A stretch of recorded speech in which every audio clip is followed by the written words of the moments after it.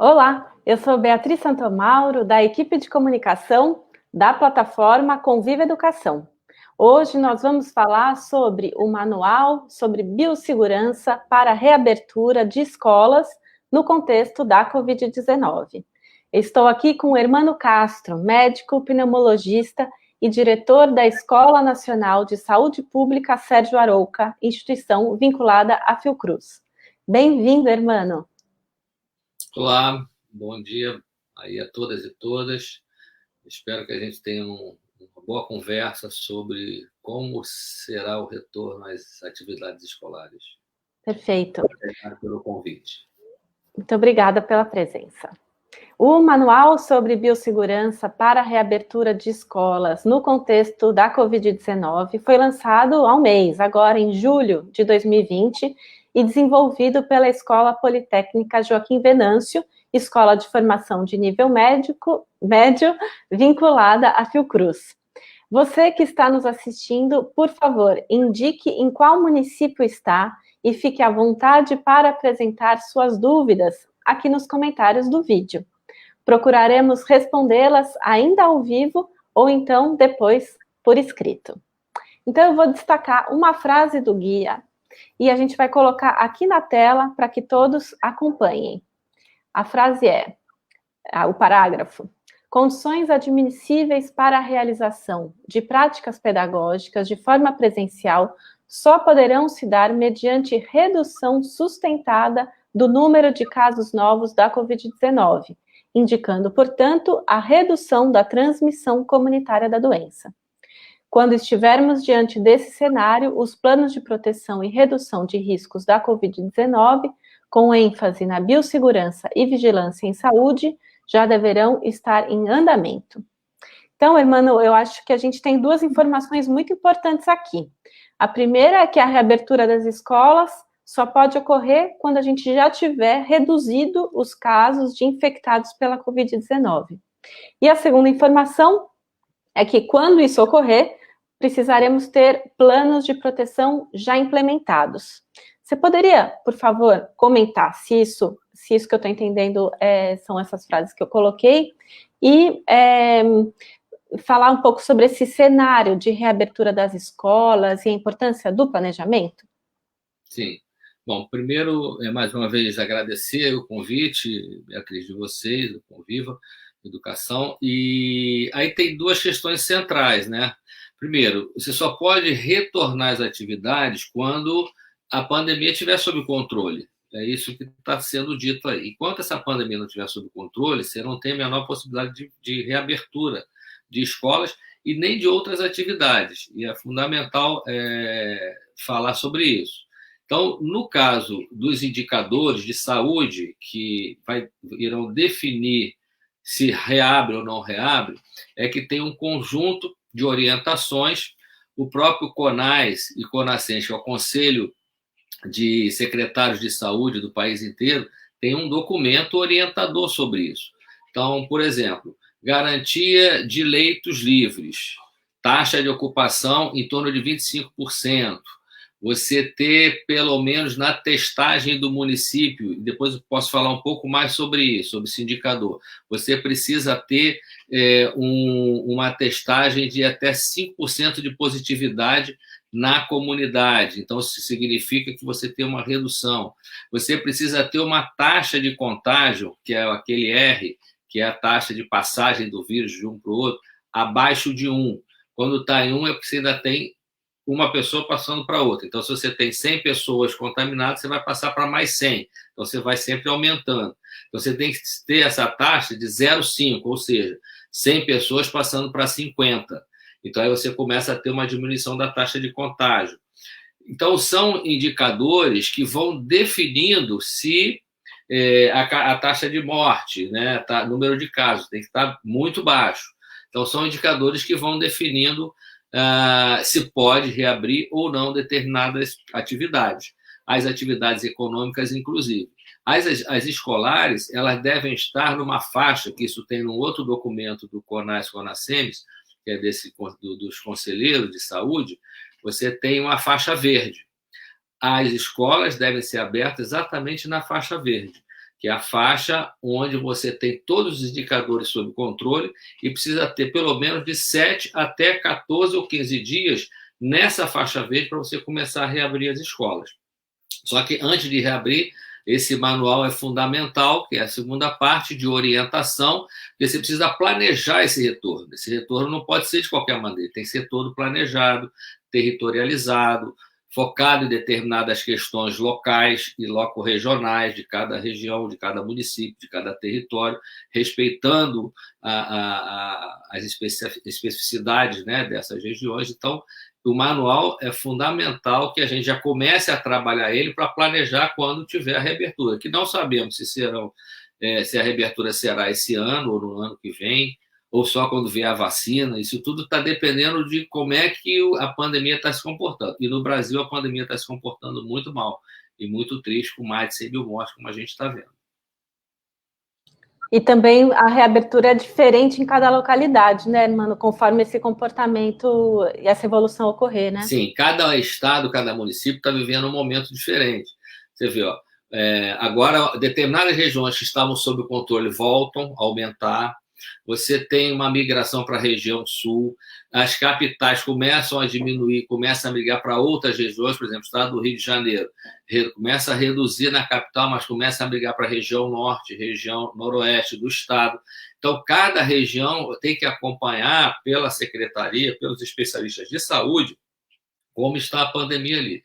Qual é a disponibilidade de leitos naquela região, como está o indicador de número de casos e de mortes na região. E aí tem um dado novo que eu acho que a gente não está nesse documento, mas a gente está incluindo num outro documento que estará saindo ainda para o início da próxima semana, provavelmente, da Fiocruz, que é um indicador de ter um número de casos por 100 mil habitantes, o que significa para ter um controle, você tem que ter, no máximo, um caso por 100 mil habitantes durante pelo menos 7 dias.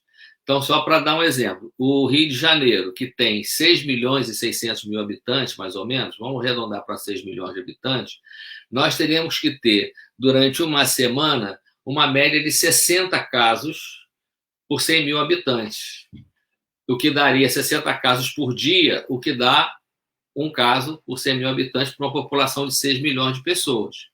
Então, eu ter 60 casos é um número de casos suficiente, pelo menos durante uma semana, para dizer essa está diminuindo, está sob controle e é uma diminuição sustentada. Então, vai depender muito da quantidade. Se o município tem 100 mil pessoas, um caso por dia é o que você esperaria nesse município. E assim sucessivamente. Então, esse é um indicador que nos trabalhos que saíram mais recentemente mostram que é um indicador que eles chamam de baixa transmissão. Isso nos países, isso fruto de um estudo científico, obviamente, nos países que respeitaram isso, que começaram a reabrir as escolas na baixa transmissão, ou seja, tendo um caso por 100 mil habitantes, foi onde as aberturas deram mais certo. Ou seja, tiveram poucos surtos e não tiveram que fechar a escola para retornar ao lockdown, ao bloqueio. Onde eles abriram numa transmissão elevada, 10 casos por 100 mil ou acima disso, foram os países que tiveram novos surtos e tiveram que fechar tudo de novo. A gente viu isso, por exemplo, na Espanha, quando reabriu atividades e com novos brotos, novos surtos de Covid, inclusive fechando fronteiras nas regiões. Então, são indicadores que a saúde tem colocado exatamente para ter uma garantia, uma segurança maior para esse retorno. É claro que as crianças precisam retornar às atividades escolares, os jovens precisam retornar às atividades escolares, é fundamental, mas retornar com segurança, para não aumentar o número de casos e de mortes, nem nas suas famílias, nem própria na criança, no adolescente, mesmo que tenha uma baixa gravidade, e nem nos professores e trabalhadores da educação. Perfeito. E o manual sobre biossegurança para a reabertura de escolas no contexto da Covid-19 está disponível na biblioteca da plataforma Conviva. A gente está indicando aqui abaixo os 2 links possíveis para vocês baixarem, tanto da biblioteca quanto o material na íntegra no site da Fiocruz também. Eu vou falar aqui também que pode facilitar. Então, o endereço do link no Conviva é bit.ly/manual-biossegurança-conviva. E no site da Fiocruz, o endereço é bit.ly/manual-biossegurança-Fiocruz. Ao longo do vídeo, a gente vai continuar mostrando aqui os links, também vou colocar nos comentários do nosso vídeo, mas já fica o convite para que vocês acessem. Agora a gente vai mostrar também a imagem do manual para vocês conhecerem, enquanto eu vou falando aqui a próxima questão. Então, Hermano, o manual foi elaborado especialmente para as escolas e para os gestores da educação e tem a intenção de colaborar para a tomada de decisão dos gestores, né? Em um dos trechos do manual, está explicado que é necessária a construção de distintos níveis de planos de retorno institucionais, tanto da gestão central da educação, né, das secretarias, quanto de planos de cada escola, e que os outros setores da prefeitura, como a saúde, precisam também estar envolvidos, né? Por favor, fala sobre a importância dessas parcerias entre os setores e o papel de escolas e das secretarias de educação. Quer dizer, essa integração é fundamental, né? Eu diria assim, esse respeito coletivo na própria gestão entre a secretaria e as escolas, e também tem uma outra questão que é a interinstitucionalidade, ou seja, essa relação também com o programa de saúde escolar, com as secretarias de saúde. Então, é fundamental nesse momento essa relação para que o plano dê certo. Como é que você vai orientar uma criança se, por acaso, ela chega na escola e tem uma febre durante o horário escolar? Qual é a conduta? Como você orienta? De que maneira? Como é que você integra isso com o gestor local, com a Secretaria de Educação, a Secretaria de Saúde? Então, essas orientações são fundamentais que estejam presentes no plano, né? Um professor que possa adoecer, qual é a condução? Como é que ele acessa, por exemplo, o diagnóstico, o RT-PCR, que é aquele do SWAB, que tem que fazer no nariz e na boca?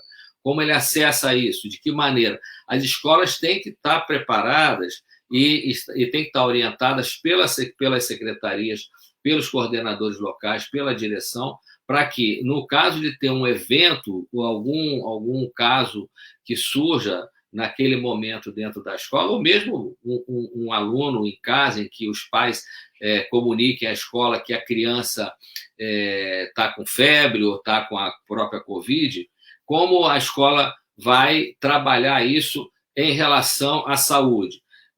Por exemplo, se uma criança adoece com Covid e ela estava frequentando a escola naquela semana, durante todo o período que ela frequentou, ela pode ter passado antes de ter sintoma, porque a gente sabe que até você ter o sintoma, você pode ser passador do vírus nos 3 ou 4 dias antes. Então, todo mundo teve contato com aquela criança 3 dias antes dela adoecer, de ter o sintoma, terão que ser avaliados, terão que passar por uma avaliação clínica, terão que fazer exames. Então, isso tudo tem que ter uma boa relação entre as instituições, senão não dá certo, não tem como dar certo. E esse é um outro indicador importante. O município ele precisa ser capaz de também rastrear e isolar pelo menos 80% dos casos suspeitos. É bom lembrar que isso já mudou, essa orientação do Ministério, que antes, vocês lembram, no início da pandemia, lá em março, em que o Ministério dizia, se é um caso leve, fique em casa. Só vai para o hospital se tiver com algum grau de gravidade. Isso gerou muitos problemas. Nós tivemos casos de pessoas que chegavam já no hospital numa gravidade tal que já quase levava à morte, alguns foram ao óbito por conta disso, e isso a OMS já mudou essa orientação há algum tempo, e a orientação agora, se tiver uma síndrome gripal, seja ela leve ou não, tem que entrar em contato com o sistema de saúde, e no caso da escola, comunicar à escola, imediatamente a estratégia de saúde da família ou o serviço de saúde tem que acompanhar, diagnosticar, e depois de diagnosticado o caso, ele precisa também organizar todos os seus contatos. Se for na escola, todos os contactantes vão ter que ser avaliados. Se derem positivo, tem que ficar 14 dias de quarentena, que é o período mínimo, e monitorado. Depois disso é que pode sair. Então, essa é a forma de você poder controlar a pandemia, tanto nas atividades escolares quanto nos territórios e nas casas. Certo. Eu queria agradecer a presença de alguns municípios que já registraram aqui a presença conosco. Então, estão aqui Epitaciolândia, no Acre, Piraquara, Paraná, Sorocaba, São Paulo, Ipueira, Rio Grande do Norte, Manaus, Amazonas, Lauro de Freitas, Bahia, Itaú, Rio Grande do Norte, São Bento do Sul, Santa Catarina, Jales, São Paulo, Rialma, Goiás, Eloy de Souza, Rio Grande do Norte, Belém de Maria, Pernambuco, Fátima do Sul, Mato Grosso do Sul, Rio de Janeiro, Taperoá, Bahia, Juti, Mato Grosso do Sul, Iturama, Minas Gerais, Pindoba, Alagoas, São Vicente, Rio Grande do Norte, e muitos outros, daqui a pouco eu falo os demais. Muito obrigada pela presença de todos vocês. Esse vídeo vai continuar disponível na íntegra no Facebook do Conviva e na galeria da plataforma, então mesmo quem não assistiu desde o comecinho, depois pode retomar, assistir novamente.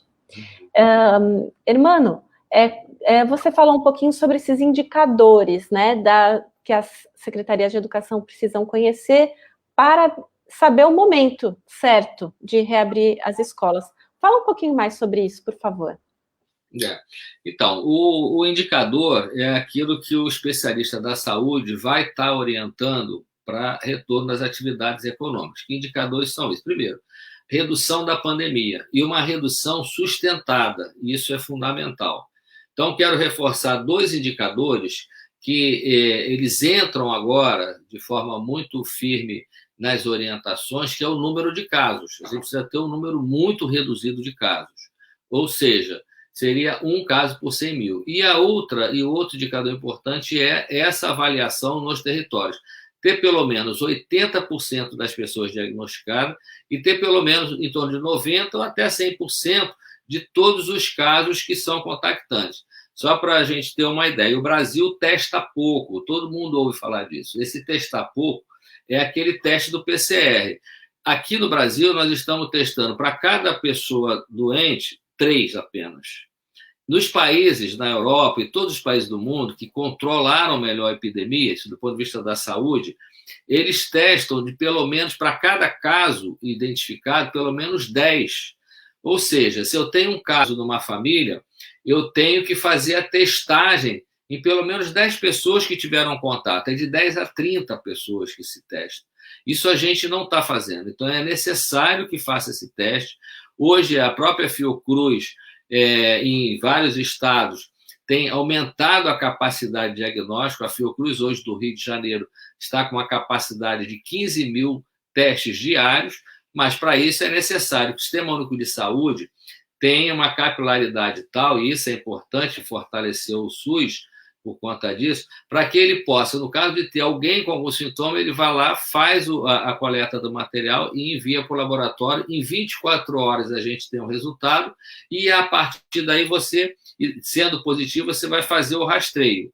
E aí você vai identificar os outros casos do contato. Quem for positivo tem que ficar 14 dias em isolamento, mesmo sem sintomas. É importante dizer isso, porque mesmo aqueles que são assintomáticos podem eliminar vírus. Isso, os estudos já mostram isso. Podem eliminar. Então, se ele teve contato e ele está positivo, mesmo sem sintoma, ele tem que ficar os 14 dias em casa, porque senão ele vai ser a correia de transmissão, mesmo sem sintoma. Mas se ele está positivo, eu identifiquei no teste, ele fica 14 dias. Essa é a forma, esse é o indicador que vai garantir que a gente tenha uma sustentabilidade numa redução e numa baixa de número de casos e de mortes. Se isso não for feito, nós vamos sempre correr o risco de estar tendo novos surtos. Ou seja, se eu não faço o teste e se eu não faço o rastreamento e monitoramento, aquele caso que é assintomático e é o que ocorre com as crianças e os adolescentes. Eles acabam sendo transmissores, porque eles acabam não tendo muitos sintomas, ou às vezes nenhum, mas eles, em determinados momentos, podem transmitir. E aí a gente precisa conhecer o padrão daquela cidade, precisa ver como é que está o transporte público, como é que estão, as aglomerações naquela região que não pode ter. Enfim, tudo isso precisa ter um controle da cidade, precisa ter esses indicadores muito firmes, número de leitos, taxa de óbitos e de casos muito lá embaixo e de forma sustentada. Então, esses dois indicadores que eu falei, número de casos por 100 mil e testar na maioria da população que está com suspeita de Covid, é fundamental para o rastreio e o bloqueio ali.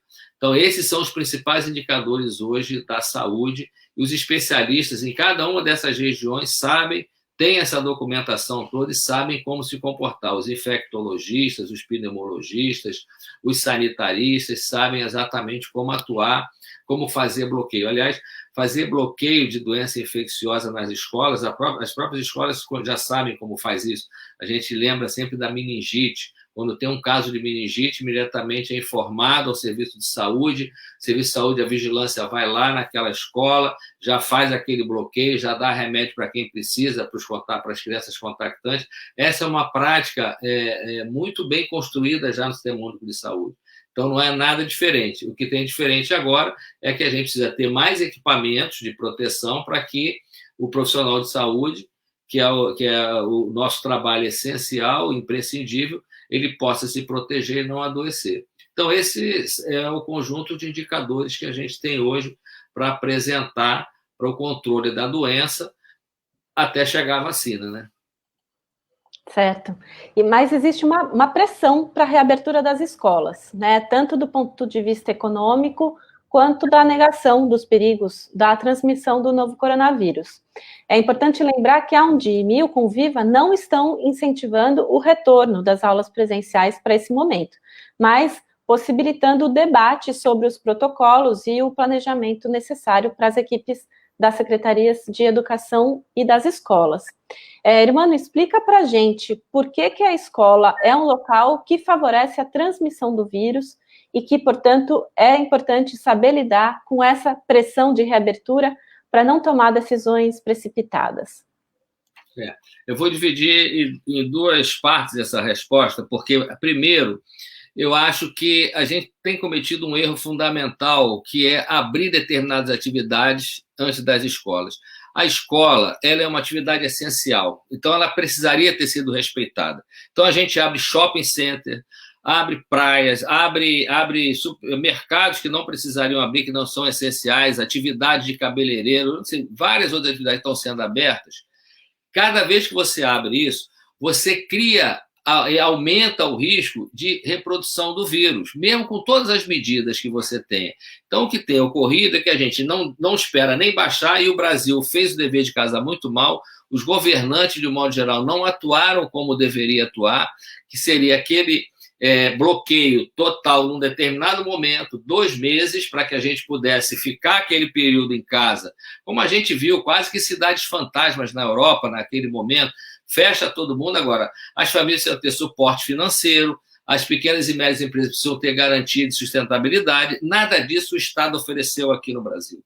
Isso manteve sempre em torno de 50% de distanciamento social, ou seja, 50% das pessoas em casa e 50% na rua, quando, na verdade, deveria ficar 75% em casa e 25% na rua. Nós nunca fizemos isso. Além das questões do uso de máscara, de uma série de medidas de proteção individual.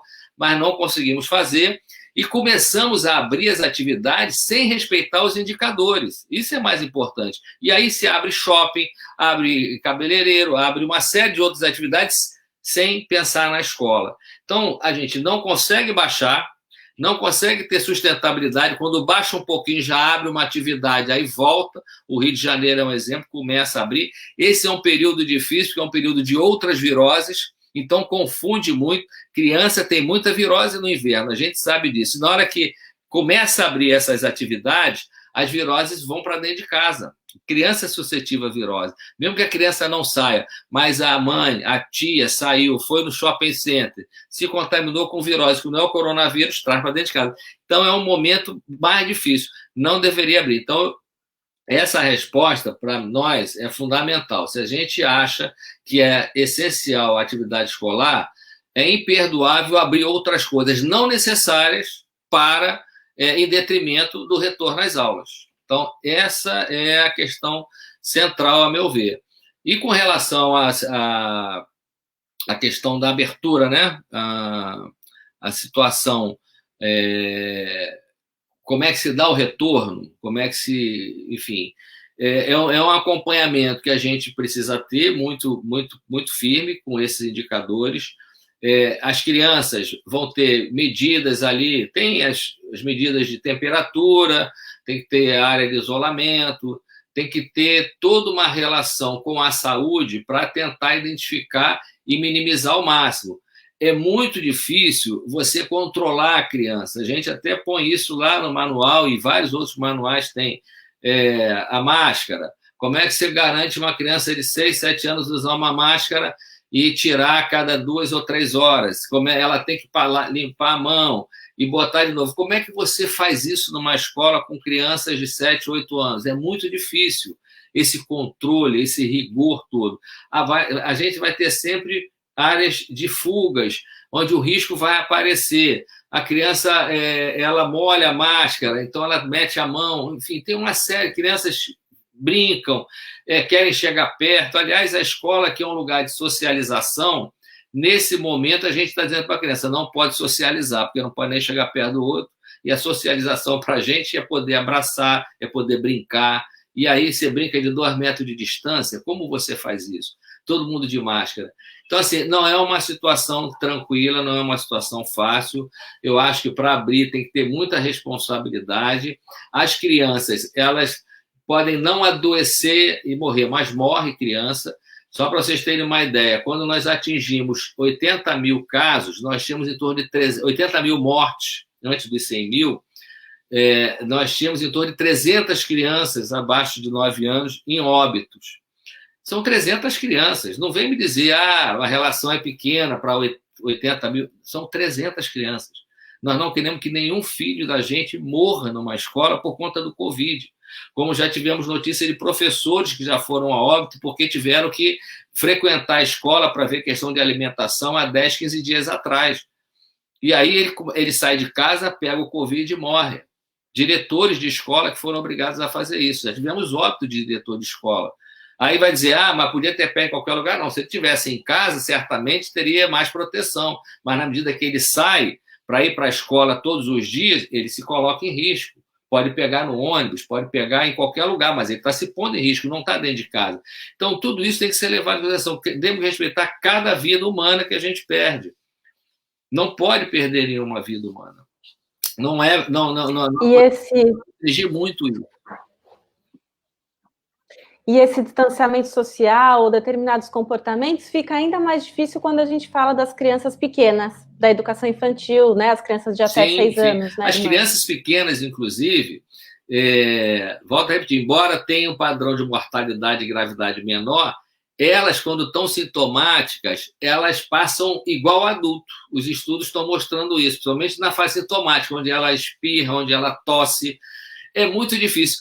Vocês lembram lá no início da pandemia da tal da higiene respiratória? Eu sou pneumologista, eu oriento meu paciente a fazer higiene respiratória, que é fazer isso aqui quando for tossir ou espirrar.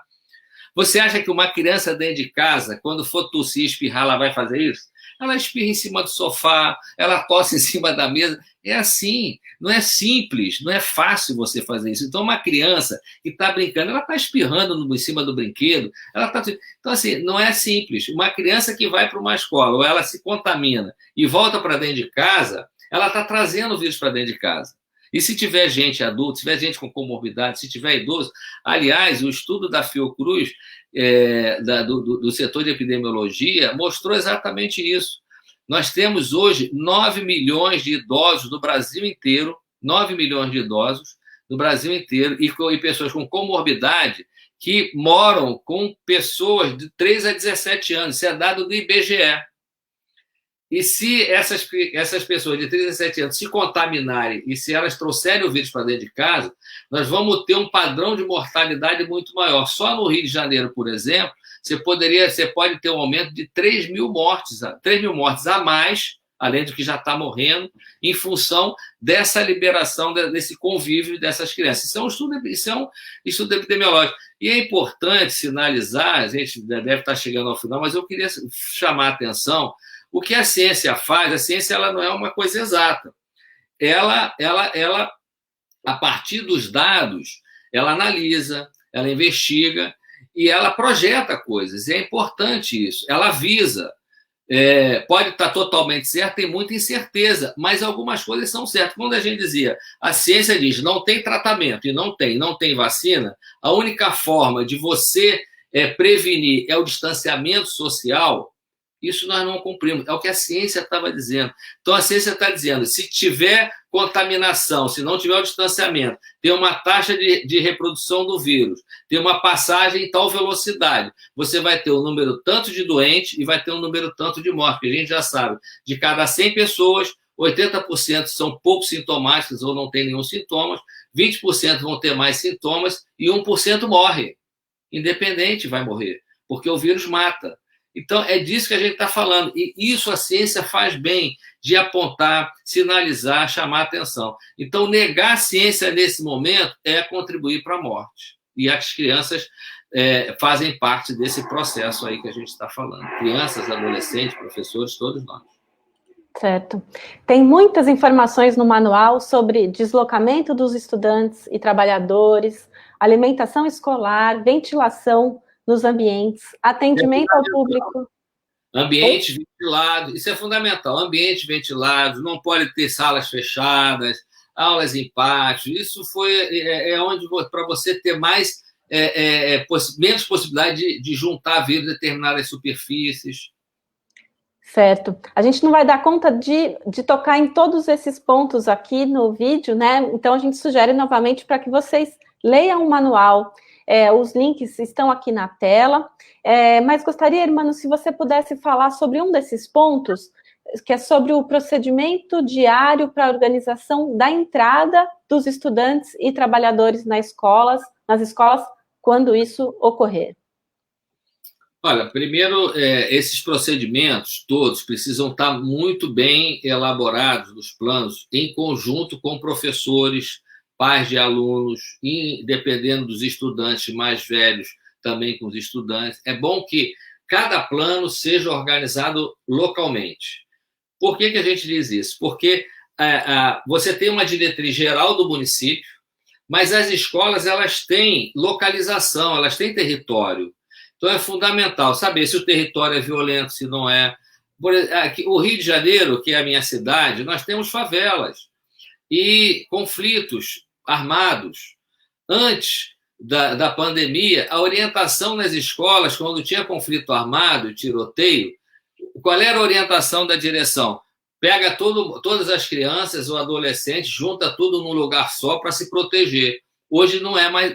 Na pandemia, eu não posso mais aglomerar, eu não vou poder juntar todo mundo. Então, eu vou ter que discutir com aquele coletivo, com os professores, com todos, como organizar numa situação dessa. O que fazer? Então, assim, como é que eu organizo? Eu vou ter um período de planejamento, depois eu tenho um período, que isso está exatamente no manual, um período de aplicação daquilo, e nesse período de aplicação é fundamental, porque é o momento que você faz ajustes.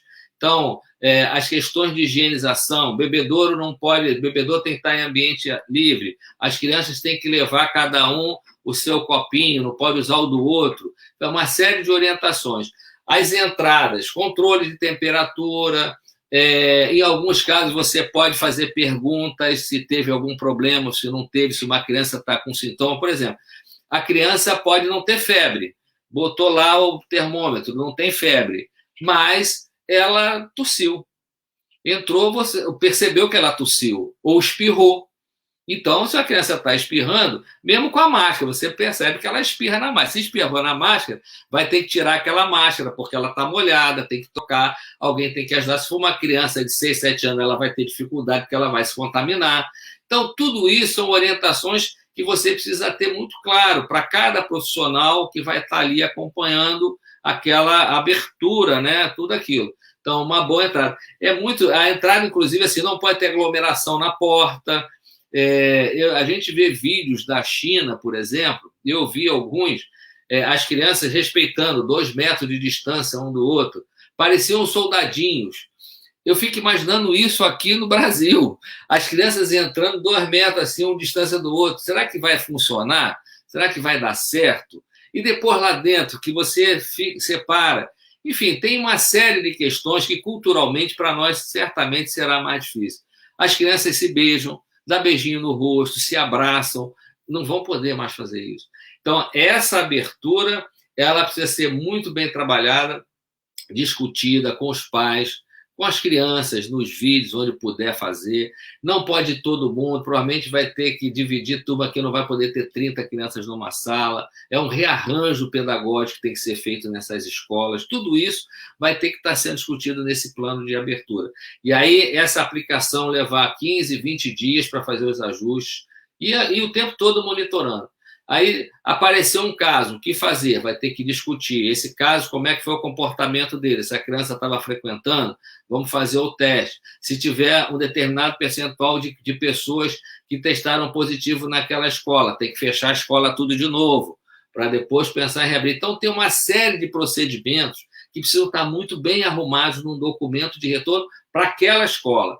O manual e outros manuais que tem, esse manual tá muito bom, é bom que todos possam lê-lo, mas ele precisa ser destrinchado na sua escola. Né? Como é que eu vou fazer? De que maneira eu vou atuar? Quantos casos eu preciso ter para fechar de novo? Como é que eu reabro depois de um fechamento? Então, é um trauma. Tem 2 questões que a gente não abordou, que eu acho que a gente só toca no manual, mas tem outros documentos, que é a questão da saúde mental, das crianças, dos adolescentes e dos professores. Isso é importante. É importante que tenha um acompanhamento. Nós vamos receber crianças que perderam os avós. Vamos lembrar que são mais de 100 mil mortos. Esse que nós já contamos, 112 mil mortos hoje. Provavelmente nós vamos chegar até o final do ano com mais de 150 mil e vamos rezar para que não cheguemos a 200 mil mortos até dezembro. É importante que as autoridades atentem, que mantenha bloqueio onde é necessário manter para não proliferar o vírus e mantenha uma função, uma ação de saúde, principalmente na atenção primária, muito focada para diagnosticar e testar todo mundo. Porque isso tem um impacto no adoecimento mental da sociedade, principalmente de crianças e adolescentes, de professores, dos profissionais de saúde. Aliás, os estudos que eu tenho visto, que eu estou vendo, que estão vindo da Europa, quem tem adoecido nas escolas são exatamente aqueles trabalhadores de apoio. O trabalhador da secretaria, o trabalhador da limpeza, o trabalhador que... Esse quase 50% estão se tornando positivos com a reabertura das escolas. Exatamente aquela população mais precarizada. Isso é muito semelhante à nossa população aqui. Os professores, de um modo geral, têm um outro nível de formação, conseguem compreender. Mas e os outros trabalhadores da escola? E na hora que eles adoecem, eles passam a ser também transmissores do vírus e vão transmitir para as crianças. Os que têm mais dificuldade para chegar na escola, que pegam as conduções mais cheias, por exemplo, vindo de periferias, são as merendeiras, são os trabalhadores. Então, assim, tudo isso tem que ser levado em conta quando você pensar em reabrir a escola. Primeiro, a cidade tem que estar sob controle. Isso é fundamental. E estar com os indicadores de saúde muito bem arrumados para que permitam um retorno seguro, sem pôr em risco crianças, professores, adolescentes e principalmente os avós que vão estar em casa. Joia, muito bom. A gente ainda tinha algumas outras questões para apontar, mas a nossa hora já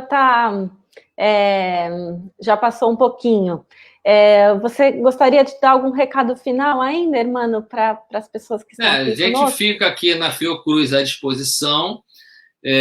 Acho que o recado final é a esperança da vacina para todos nós. A Fiocruz está se empenhando muito, assim como outros institutos. É fundamental dizer que o Estado está aportando recursos exatamente para que a vacina vá para todos, para o Sistema Único de Saúde. Não é uma vacina para o setor privado, não é para ninguém pagar, exatamente o Estado precisa investir e a Fiocruz está se empenhando muito nisso, para que se a vacina der certo, se ela for efetiva, a gente já está na linha de produção para produzir 15, 30 milhões de vacinas e até o meio do ano 100 milhões. Mas isso tudo está dependendo dos resultados, e aí tem vários outros, tem a vacina chinesa, tem a vacina russa, tem a vacina americana, tem a vacina inglesa. A gente torce para que alguma delas seja realmente efetiva e eficaz e que venha nos proteger do coronavírus, desse SARS-CoV-2, desse vírus terrível que o planeta passou a conviver. Essa é a nossa esperança e a Fiocruz está empenhada nisso. Estamos aqui à disposição, enfim, para ajudar no que for possível no campo da saúde pública. Muito bom, muito bom. A gente colocou aqui durante o vídeo os links, e vai colocar aqui novamente os links para você acessar o manual. Ele está disponível, então, tanto na plataforma Conviva, quanto no site da Fiocruz. Na plataforma Conviva, você precisa ter o cadastro no Conviva para poder acessar. E no site da Fiocruz, não é necessário. Esse vídeo vai continuar disponível no Facebook do Conviva, e na galeria de vídeos da plataforma. Então, esperamos que vocês tenham gostado, que acessem o manual, porque ele está muito interessante. Obrigada novamente para todos que estão aqui, e muito obrigada, Hermano, pela presença. Eu agradeço a todos que nos assistiram e reproduzam, que ouviram. Agradeço a Beatriz, a todo o grupo que ajudou a organizar esse bate-papo aqui com vocês. Muito obrigado. Obrigada, gente. Até a próxima.